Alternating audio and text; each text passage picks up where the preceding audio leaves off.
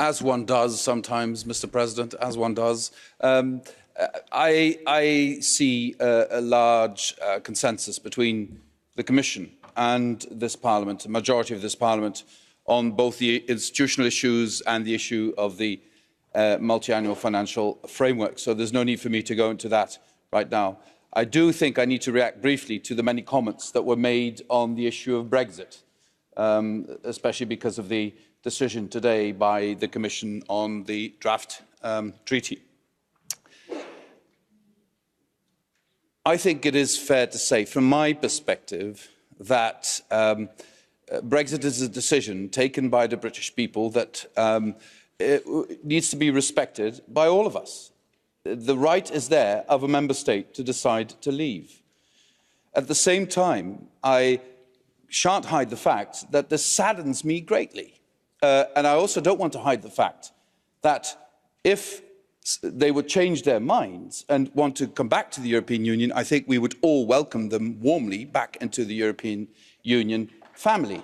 I insist on that because I don't think there's one person present in this august forum, including the people up there, who has never changed their minds in their lives. Everybody sometimes changes their minds.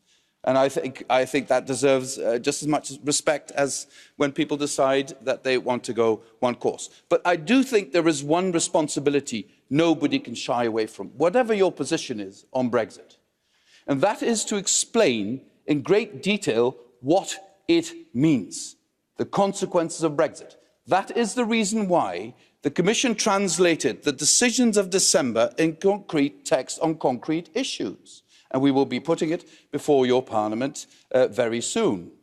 And I do think that also those who champion Brexit and are very vocal about that also are under the responsibility to explain to their constituents why this is going to be such a tremendous success. And it is just too easy to then invent a situation as though we were there to punish them. It's not our fault that things aren't working out. It's not our fault that we said to you that we're shackled to a corpse, but now the corpse seems to be doing much better than we ourselves. That's not our fault. That's because these Europeans are being so nasty to us.